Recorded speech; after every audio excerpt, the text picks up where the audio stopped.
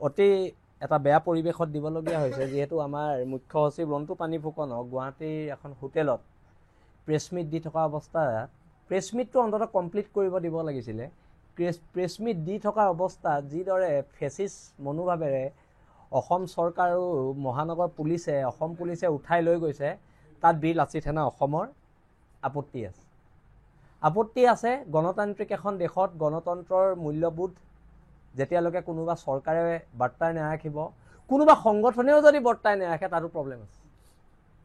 কিন্তু কথাটো হৈছে, হোৱাই ৰন্টু পানী ফুকন? ৰন্টু পানী ফুকনক কিয় টাৰ্গেট কৰা হৈছে, এইটোক লৈ মুখ্যমন্ত্ৰী মহোদয়লৈ আমাৰ প্ৰশ্ন আছে, বিজেপি চৰকাৰলৈ আমাৰ প্ৰশ্ন আছে। অতি শীঘ্ৰে ৰন্টু পানী ফুকনক 24 ঘণ্টাৰ ভিতৰত, লগতে উৎপল অসম ডাঙৰীয়াক আৰু আমাৰ তন্ময় চেতিয়া ডাঙৰীয়াক, এই তিনিজনক অতি শীঘ্ৰে মুকলি কৰি দিয়ক, নহ'লে কাইলৈৰ পৰা গণতান্ত্ৰিক প্ৰতিবাদ হ'ব আৰু সমগ্ৰ অসমত হ'ব, আৰু এই প্ৰতিবাদ চৰকাৰৰ বিৰুদ্ধে হ'ব। এতিয়া আমাৰ চৰকাৰলৈ মুকলি প্ৰশ্ন যে ৰন্টু পানী ফুকনক, উৎপল দত্ত ডাঙৰীয়াক আৰু তন্ময় চেতিয়াক কিয় এৰেষ্ট কৰা হ'ল? এটা প্ৰেছ মিটত অংশ লৈ থাকোঁতে কিয় এৰেষ্ট কৰা হ'ল? আৰু প্ৰেছ মিটটো বৰ্তমান সময়ত অসমত গণতন্ত্ৰৰ চতুৰ্থ স্তম্ভৰ শাৰীত নপৰে নেকি, তাক লৈ আমাৰ প্ৰশ্ন আছে। ইয়াৰ ফেচিষ্ট চৰকাৰ চলিছে, আৰু এই ফেচিষ্ট চৰকাৰৰ বিৰুদ্ধে যি গণতন্ত্ৰৰ শেষ স্তৰলৈকে প্ৰতিবাদ, সেই প্ৰতিবাদ চলি থাকিব। আৰু আজিৰ পৰা কাৰ্যকৰী হোৱাকৈ, যিহেতু আমাৰ ওচৰত বহুতো অভিযোগ আহিছে গুৱাহাটী মহানগৰ সমিতিৰ মুখ্য সচিব বিকাশ অসমক লৈ, আজিৰ পৰা কাৰ্যকৰী হোৱালৈকে যেতিয়ালৈকে তেওঁৰ বিৰুদ্ধে উঠাই অপৰাধমূলক অভিযোগবোৰ আমাৰ সংগঠনৰ মজিয়াত তদন্ত নহয়, তেওঁক প্ৰাথমিক সদস্য পদৰ পৰা, বীৰ লাচিত সেনা অসমৰ প্ৰাথমিক সদস্য পদৰ পৰা বহিষ্কাৰ কৰা হৈছে, আৰু তেখেতক কামৰূপ মহানগৰৰ সকলো সমিতিৰ পৰা, সকলো বিষয়বাবৰ পৰা তেখেতক অব্যাহতি প্ৰদান কৰা হৈছে। এইটো আমি স্পষ্ট কৰি জনাই দিছোঁ, আৰু যেতিয়ালৈকে তদন্ত হ'ব, তদন্ত হোৱাৰ পিছত যিখিনি হয় সেইখিনি আপোনালোকৰ সন্মুখত আমি জনাম। আৰু এতিয়া কথা হৈছে, যিকেইজন ল'ৰাক কালি ধন দাবীৰ গোচৰত এৰেষ্ট কৰিছে, সেই ল'ৰাকেইজন, যিহেতু মোৰ স্বাস্থ্য খুব অৱনতি, মোৰ কালি অপাৰেশ্যনৰ পৰা মই আহি ঘৰ পাইছোঁহি, কিন্তু এই বিষয়টো আমি উত্থাপন কৰিছোঁ যে কিছুমান তাত বেলেগ দলৰ ল'ৰা থাকিব পাৰে, বেলেগ সংগঠনৰ ল'ৰা থাকিব পাৰে। এই কথাখিনি কোৱাৰ কাৰণে ৰন্টু পানী ফুকনক এৰেষ্ট কৰা হৈছে। সেই কথাটো হৈছে, যদি কোনোবা ৰাজনৈতিক দলৰ মানুহ আছে, বিজেপিৰ মানুহ আছে, যদি কোনোবা বীৰ লাচিত সেনাৰ মানুহ আছে, সেই বিষয়ত তদন্ত হওক। কিন্তু তদন্ত নোহোৱাকৈ এনেকুৱা ধৰণৰ ফেচিষ্ট যিখিনি কাৰবাৰ হৈছে, যে বীৰ লাচিত সেনাৰে ল'ৰা, বীৰ লাচিত সেনাৰ ল'ৰা কৈ আছে, কিন্তু এতিয়া প্ৰমাণ কৰক বীৰ লাচিত সেনাৰ ল'ৰা কোনকেইজন হয় তাত থকা, কোনজন বীৰ লাচিত সেনাৰ ল'ৰা, আপোনালোকে প্ৰমাণ কৰক। আজি 20 জন ল'ৰাই আমাৰ লগত ফটো উঠিছে। মোৰ একেদিন স্বাস্থ্য অৱনতি হৈ থাকোঁতে বহুতো ল'ৰা আহিছে, তাত মোক খবৰ কৰিছে, প্ৰায়খিনি ল'ৰাই ফটো উঠিছে, প্ৰায়খিনি শুভাকাংক্ষীয়ে ফটো উঠিছে। তেতিয়া সেইবুলি সকলো বীৰ লাচিত সেনাৰ সদস্য হ'ব নেকি? আমি যিখন হোটেলত আছোঁ, সেই হোটেলখনত থাকোঁতে তাত থকা এজন ৱেটাৰো মোৰ লগত ফটো মাৰিছে, সেইবুলি তেওঁ বীৰ লাচিত সেনাৰ সদস্য হ'ব। এতিয়া কথা বতৰাবিলাক চৰকাৰে স্পষ্ট কৰক আৰু ৰন্টু পানী ফুকনক এৰি দিয়ক। বিনা চৰ্তে ৰন্টু পানী ফুকন ডাঙৰীয়াক মুকলি কৰক, উৎপল অসম ডাঙৰীয়াক মুকলি কৰক, তন্ময় চেতিয়া ডাঙৰীয়াক মুকলি কৰক। কাৰণ ফেচিষ্ট নীতিৰে যদি চৰকাৰে ভাবে যে আমি হিটলাৰী শাসন ব্যৱস্থাৰে বীৰ লাচিত সেনাক দমন কৰিম, বীৰ লাচিত সেনাক নিষিদ্ধ কৰি দিব, লাচিতৰ দেশত বীৰ লাচিত সেনাক নিষিদ্ধ কৰিব, এইটো কেনেকুৱা ধৰণৰ কথা? এটা গণতান্ত্ৰিক প্ৰমূল্যবোধৰ মাজত আছোঁ। আপোনালোকে কোৰ্টত প্ৰমাণ কৰক আমি ক'ত ক'ত ডকাইতি কৰিছোঁ, আমাৰ ল'ৰাই ক'ত ক'ত ধন দাবী কৰিছে, আৰু যদি ধন দাবী কৰিছে চুচৰাই নি এৰেষ্ট কৰক, তাত আমাৰ ক'বলৈ নাই। যদি আমাৰ ল'ৰাই ভুল কৰিছে এৰেষ্ট কৰক, যদি আমাৰ ল'ৰাই আইন হাতত তুলি লৈছে এৰেষ্ট কৰক। কিন্তু আপোনালোকে এটা মিছা প্ৰপগেণ্ডাত আমাৰ মুখ্য সচিবক প্ৰেছ মিটৰ পৰা চুচৰাই নি পেলাই থানাত ভৰাব, জেল হাজতলৈ প্ৰেৰণৰ যোজা কৰিব, এইটোতো নহ'ব। এইটো গণতান্ত্ৰিক মূল্যবোধত এইটো বস্তু নপৰে, আৰু নচলিবই এইবিলাক কথা। আৰু যেতিয়ালৈকে বীৰ লাচিত সেনা অসমৰ এই সত্তাটো আমি জীয়াই আছোঁ, আমি যেতিয়ালৈকে জীয়াই আছোঁ, এই সত্তাটো জীয়াই থকালৈকে কোনো কাৰণত আপোচ কৰা নহ'ব। আৰু আজি যদি চৰকাৰে এনেকুৱা ধৰণৰ দমনমূলক নীতিৰে বীৰ লাচিত সেনাৰ সত্তাটো শেষ কৰিব পাৰে, প্ৰথম কথা নোৱাৰে, যদি শেষ কৰিবলৈ চেষ্টা কৰে তেতিয়া কিন্তু চল পাব, অবৈধ ৰূপে বাংলাদেশৰ পৰা অহা মানুহখিনিয়ে, তেতিয়া কিন্তু চল পাব বহিৰাগত শ্ৰেণীৰ মানুহখিনিয়ে, তেতিয়া কিন্তু চল পাব ইয়াত অসাধু কাৰ্য কৰি থকা বহিৰাজ্যৰ বেপাৰীসকলে। সেই কথাটো কিন্তু চৰকাৰে মনত ৰখা উচিত। আজি বীৰ লাচিত ৰাভানা অসমৰ সত্তাটোৰ কাৰণে হিন্দুৱে হওক মুছলমানে হওক অবৈধ বাংলাদেশীয়ে অন্তত অসমত কথা এটা কওঁতে 10 বাৰ ভাবে। আজি বহিৰাগত মানুহ এটাই অন্তত জাতিটোৰ বিৰুদ্ধে যাবলৈ 10 বাৰ ভাবে। কাৰ কাৰণে? বীৰ লাচিত ৰাভানা অসম নামৰ এই সত্তাটোৰ বাবে। আৰু এই সত্তাটোক চৰকাৰেও শ্ৰদ্ধা কৰিব লাগিব। আমি পুনৰবাৰ কৈছোঁ, হিমন্ত বিশ্ব শৰ্মা গৌৰৱ গগৈ আমাৰ নেতা নহয়, বা কোনো এতিয়া যিমানকেইটা আঞ্চলিক দল আছে কোনো এজনৰ নেতা আমাৰ নহয়। বীৰ লাচিত সেনা এখন সংবিধান আছে, আমি সংবিধানৰ ওচৰত দায়বদ্ধ, আমি খিলঞ্জীয়া মানুহৰ ওচৰত দায়বদ্ধ। কিন্তু তাৰ পিছতো যদি আমাৰ ওপৰত বাৰে বাৰে বাৰে বাৰে এনেধৰণৰ ফেচিষ্ট আক্ৰমণ চলি থাকে, তাৰ বিৰুদ্ধে কিন্তু প্ৰতিবাদ হ'ব। তেতিয়া কিন্তু চৰকাৰে আকৌ আবুল তাবুল কিছুমান কথা কৈ লাভ নাই, প্ৰতিবাদ হ'ব। আৰু এই প্ৰতিবাদটোলে চৰকাৰ সাজু থাকক। মোৰ স্বাস্থ্য অতিকৈ বেয়া, তথাপিতো দেশ জাতিৰ কাৰণে, অসম নামৰ মাজনীৰ কাৰণে যদি পুনৰ ৰাজপথত নামিবলগীয়া আমি নামিম। কিন্তু এটা কথাটো হৈছে, ৰন্টু পানী ফুকনক কাৰ প্ৰৰোচনাত এৰেষ্ট কৰা হ'ল? ৰন্টু পানী ফুকনক এৰেষ্ট কৰিবলৈ, বীৰ লাচিত ৰাভানাৰ এই সত্তাটোক নিঃশেষ কৰিবলৈ কোনোবা বিৰোধী দলৰ চক্ৰান্ত, নে বিজেপিৰ চক্ৰান্ত, নে কোনোবা বেলেগ বেলেগ কিছুমান অসম বিৰোধী যিবিলাক চক্ৰ, তেওঁলোকৰ প্ৰৰোচনাত পৰি চৰকাৰে আজি ৰন্টু পানী ফুকনক এৰেষ্ট কৰিছে, উৎপল দাক এৰেষ্ট কৰিছে, তন্ময়ক এৰেষ্ট কৰিছে। তাক লৈ আমাৰ আপত্তি আছে, আৰু এই বিষয়ে চৰকাৰে স্পষ্টীকৰণ দিব লাগিব। অকল বীৰ লাচিত ৰাভানা কিয় টাৰ্গেট? প্ৰত্যেকটো অসমৰ জাতীয় জীৱনৰ প্ৰত্যেকটো কথাত বোলে কোনোবা এটা সঁচা গোচৰত কেতিয়াবা কোনোবা মানুহ এৰেষ্ট হৈছে আমাৰ বীৰ লাচিত ৰাভানা, তেতিয়াও ক'বলৈ ভাল। এতিয়া কিছুমান কথাত এতিয়া টকশ্ব'বিলাক নহয়, টকশ্ব'বোৰ এতিয়া নহয়। যেতিয়া মোৰ ওপৰত এটা অভিযোগ আহিছিলে যে মই এজন অনা অসমীয়া মানুহক থু মাৰিছিলোঁ, তাৰপিছত মোক ওপৰত যেতিয়া NSA লগাইছিলে, NSA লগোৱাৰ দিনা বা এৰেষ্ট কৰাৰ দিনা ঢেৰ টকশ্ব' হ'ল, কিন্তু যেতিয়া মই জেলৰ পৰা ওলালোঁ তেতিয়া কিন্তু এটাও টকশ্ব' নহ'লে। আৰু তাৰপিছত মোক যে ন্যায়ালয়ে ক'লে যে শৃংখল চলিয়াই মানুহজনৰ ওপৰত থু মৰা নাছিলে, তাৰ ওপৰতো আৰু টকশ্ব' নহ'লে। টকশ্ব'বোৰ আমি থু যে নাই মৰা বুলি ন্যায়ালয়ে ক'লে, নহ'লে থু মাৰিছোঁ বুলি ভুৱা অভিযোগ দিওঁতে কিন্তু টকশ্ব' ঢেৰ হ'ল। কিন্তু যেতিয়া আমি ক্লিন চিট পালোঁ, তেতিয়া কিন্তু তাৰ ওপৰত কোনো টকশ্ব' নাই। আমাক অপৰাধী সজাই দিলে কিছুমান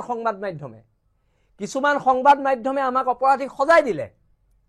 তেওঁলোকে ন্যায়ালয়ৰ ভূমিকা পালন কৰিলে, কিন্তু ওলাই অহাৰ পিছত সেই সংবাদ মাধ্যমকেইটাই কিন্তু আমি টকশ্ব' পতা নেদেখিলোঁ। প্ৰব্লেমবোৰ তাত। এতিয়া বহুতে কৈ আছে বীৰ লাচিত ৰাভানাৰ ল'ৰা। আৰে প্ৰমাণ কৰিব লাগিব নহয়, বীৰ লাচিত ৰাভানাৰ ল'ৰা বুলি প্ৰমাণ কৰিব লাগিব। আজি যধু মধু চব আদি আপোনালোকে কৈ দিব নেকি এইটো বীৰ লাচিত ৰাভানাৰ ল'ৰা? কোনোবাই ক'ৰবাত বদমাচি কৰিব, বীৰ লাচিত ৰাভানাৰ ল'ৰা। কোনোবাই ক'ৰবাত কিবা মাৰপিট লাগিব, বীৰ লাচিত ৰাভানাৰ ল'ৰা। আৰু যোনে ভুল কৰিছে তাৰ ওপৰত ব্যৱস্থা হ'ব, আৰু অনাগত দিনতো ব্যৱস্থা হ'ব। আজিও ব্যৱস্থা হৈছে, কাইলৈও ব্যৱস্থা হ'ব। কিন্তু নিৰ্দোষী মানুহ এজনক দোষী টেগ লগাই আপোনালোকে জেলত ভৰোৱা কিয় চক্ৰান্ত কৰিছে? এতিয়া আমি চৰকাৰক অনুৰোধ কৰিম নে দাবী জনাম? আমি দাবী জনাইছোঁ আৰু চৰকাৰক সকীয়াই দিছোঁ, ৰন্টু পানী ফুকন, উৎপল অসম, তন্ময় চেতিয়াক অতি শীঘ্ৰে আপোনালোকে এৰি দিয়ক। আমি স্পষ্টকৈ কৈ দিছোঁ, যেতিয়ালৈকে তেওঁৰ ওপৰত তদন্ত নহয় তেওঁক অব্যাহতি প্ৰদান কৰা হৈছে মহানগৰ জিলা সমিতিৰ সাধাৰণ মুখ্য সচিবৰ পদৰ পৰা, আৰু বীৰ লাচিত ৰাভানা অসমৰ সাধাৰণ সদস্য পদৰ পৰা। এতিয়া কাৰণটোতো ব্যাখ্যা কৰিবলৈ গ'লে আমি দীঘলীয়া হ'ব, আৰু দীঘলীয়া হ'বৰ কাৰণে হ'লেও মই কম কথাখিনি। আজি কেইদিনমানৰ আগলৈকে অসমৰ প্ৰায়বিলাক মানুহে আমাক, বা প্ৰায়বিলাক বিৰোধী দলে আমাক বিজেপিৰ বি টিম বুলি আখ্যা দি আছিলে। এতিয়া সেই বিৰোধী যিখিনি ৰাজনৈতিক দল, তেওঁলোক এতিয়া কিন্তু নিমাত। যেতিয়া বীৰ লাচিত ৰাভানাক চৰকাৰে আক্ৰমণ কৰি আমাৰ গোটেই সত্তাটোক নিঃশেষ কৰা এটা ষড়যন্ত্ৰ কৰিছে, তেতিয়া কিন্তু সকলো বিৰোধী ৰাজনৈতিক দল নিমাত। কিয় নিমাত জানেনে? এইটো কাৰণে নিমাত, তেওঁলোকে বিজেপিৰ বি টিম, তেওঁলোকে বিজেপিৰ বি টিম হৈ কাম কৰি আছে। সেইকাৰণে তেওঁলোকে বাৰে বাৰে আমাৰ সত্তাটোক অসমৰ থলুৱা মানুহৰ আগত, অসমৰ খিলঞ্জীয়া মানুহৰ আগত আমি মুছলমান বাংলাদেশী এগেইনষ্ট কৰাৰ লগে লগে আমাক ক'লে বিজেপিৰ বি টিম, আমি হিন্দু বাংলাদেশী এগেইনষ্ট কৰাৰ লগে লগে কিছুমানে ক'লে আমি কংগ্ৰেছৰ বি টিম। এই যিটো আমাক টেগ লগাই লগাই আমাৰ সত্তাটো শেষ কৰিব বিচাৰি আছে, এই সত্তাটোৰ কিন্তু কেতিয়া যে নিশেষ নহয়, এই কথাটো আজি বিজেপি, কংগ্ৰেছ বা অন্যান্য সকলো ৰাজনৈতিক দলক আমি কৈ দিছোঁ। আপোনালোকে নেভাবিব যে আমাক জেলত ভৰাই আমাৰ মুখ্য সচিবক জেললৈ প্ৰেৰণ কৰাৰ চক্ৰান্ত কৰি আমাৰ ৰাজহাৰ ভাঙি আপোনালোকে এই সত্তাটো শেষ কৰি দিব বুলি।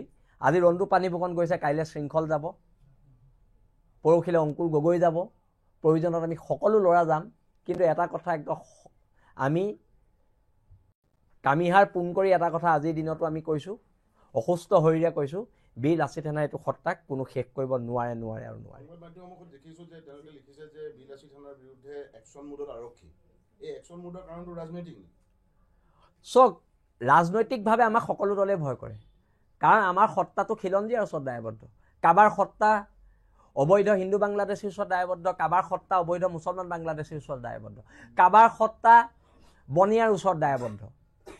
আমাৰ সত্তাটো না বাংলাদেশীৰ ওচৰত দায়বদ্ধ, না আমাৰ সত্তাটো কোনো বহিৰাগত বনিয়াৰ ওচৰত দায়বদ্ধ। আমাৰ সত্তাটো কেৱল মাত্ৰ খিলঞ্জীয়াৰ ওচৰত দায়বদ্ধ। চক অভিযোগটোতো ঢেৰ আছে, মই এইটোৱে কৈছোঁ, অভিযোগ আছে কাৰণেতো অব্যাহতি দিয়া হৈছে।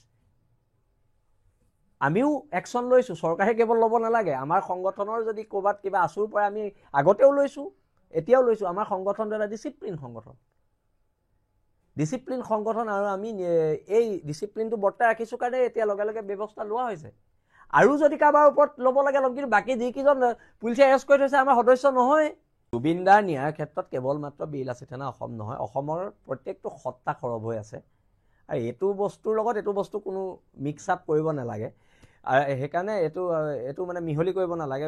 জুবিন দাৰ সত্তাটোৰ লগত এই বিষয়টো কোনো ধৰণৰ তালমিল নাই। কিন্তু আমি কৈছোঁ যে আমাক শেষ কৰাৰ যিটো পৰিকল্পনা কৰিছে, আমাৰ সত্তাটোক শেষ কৰাৰ যিটো পৰিকল্পনা কৰিছে, এইটো কিন্তু মূৰ্খৰ স্বৰ্গত বাস কৰিছে।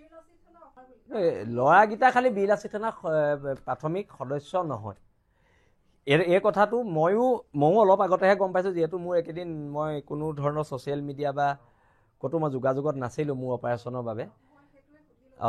সেইকাৰণে কিন্তু মই যিমান দূৰলৈকে প্ৰশাসনিক সচিব হিচাপে মই যিমান দূৰলৈকে খবৰ উলিয়াইছোঁ, থানাত সোমাই থকা এটা ডকাইতো বীৰ লাচিত সেনা অসমৰ সদস্য নহয়।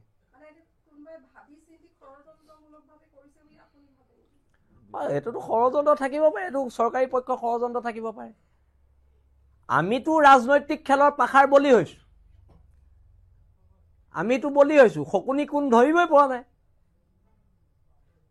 শকুনিয়ে ক'ৰ পৰা পাখা পেলাই আছে আমি ধৰিব পৰা নাই।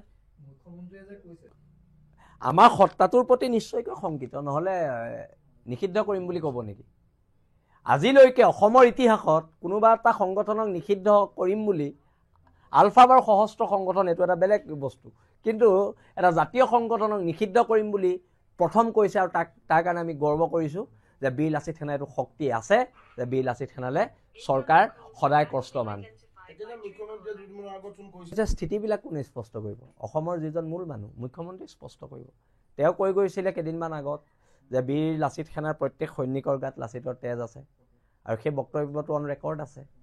আৰু আমিও ভাবিছোঁ তেওঁকো কোনোবাই ভুল পথেৰে পৰিচালিত কৰিছে। মই কৈছোঁ নহয়, খেলৰ শকুনি কোন গমেই পোৱা নাই, কিন্তু মহাভাৰত হৈ আছে।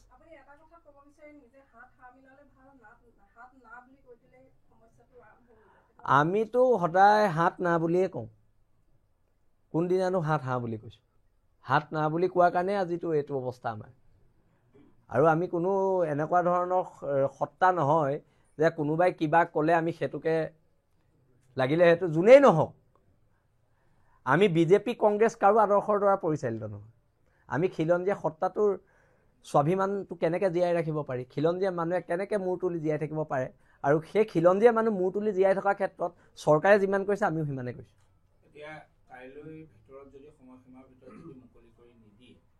নিশ্চয়কৈ এতিয়া আমাৰ কেন্দ্ৰীয় সমিতিত আমাৰ আলোচনা হ'ব, আমাৰ সকলোৰে লগত সভাপতিৰ লগত মই যোগাযোগত আছোঁ, সভাপতি মোৰ লগত যোগাযোগত আছে, প্ৰাণজিৎ গগৈ মোৰ লগত যোগাযোগত আছে, অংকুৰ গগৈ ইয়াতে বহি আছে। আমি গোটেইখিনি আলোচনা কৰিম আৰু আমি এটা পৰিয়ালৰ দৰে বীৰ লাচিত সেনা, আৰু পৰিয়ালে সদায় পৰিয়ালকেন্দ্ৰিক আমি সিদ্ধান্ত ল'ম, সংগঠন শক্তিশালী কৰাৰ সিদ্ধান্ত ল'ম।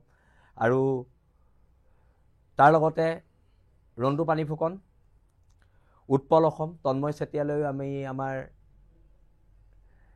শুভেচ্ছা শুভকামনা জনাইছোঁ। যিহেতু জেল আমাৰ অলংকাৰ, আৰু জেলৰ অলংকাৰ দেশ আৰু জাতিৰ বাবে পিন্ধিব পোৱাটো ভাগ্যৰ কথা, আৰু সেইবাবেও এই চেগতে বীৰ লাচিত সেনাৰ প্ৰত্যেক সৈনিকৰ ত্যাগ, তেজ আৰু ঘামৰ হৈ আমি তেওঁলোকক অভিনন্দন জ্ঞাপন কৰিছোঁ। এইটো তদন্ত হ'ব, তদন্ত কমিটিয়ে যিটো ৰিপৰ্ট দিব সেই ৰিপৰ্টৰ ওপৰত আমি নিৰীক্ষণ কৰিম। আৰু যিহেতুত মই ক্ষমা কৰিব, আমাৰ সভাপতি, মুখ্য সচিব আৰু মই আৰু হৰকুমাৰ গগৈ, আৰু আমি সকলোৱে নিজাববীয়াকৈ এইটো বিষয়ত আমি সিদ্ধান্ত দিম। এইটো লাগিব, সময় লাগিব, এইটো আৰু 6 মাহমান লাগিব নিশ্চয়কৈ। এতিয়া বিষয়বোৰ হওক, কাইলৈ যদি ৰন্টুদাক এৰি দিয়ে ভাল, যদি ৰন্টুদা উৎপল দা তন্ময়ক এৰি নিদিয়ে তেনেহ'লে কাইলৈৰ পৰা পুনৰ ৰাজপথত আমাৰ এই শক্তিশালী সত্তাটোক অসমৰ জনগণে দেখিব। আৰু ইতিমধ্যে আমাৰ প্ৰত্যেক জিলাৰ সভাপতি, মুখ্য সচিবলে SB IB তৰফৰ পৰা ভয় ভাবুকি গৈছে, আৰু সম্ভৱ মোকো এৰেষ্ট কৰিব পাৰে। আমাকো এৰেষ্ট কৰাৰ কথা বতৰা বুবু বাবাকৈ আমি শুনিছোঁ, কিন্তু এৰেষ্ট হ'লেও নহ'লেও এইটো ডাঙৰ কথা নহয়। কিন্তু ৰাজপথত বীৰ লাচিত সেনাৰ সংগ্ৰামখন চৰকাৰে পুনৰ তীব্ৰ ৰূপত দেখিব।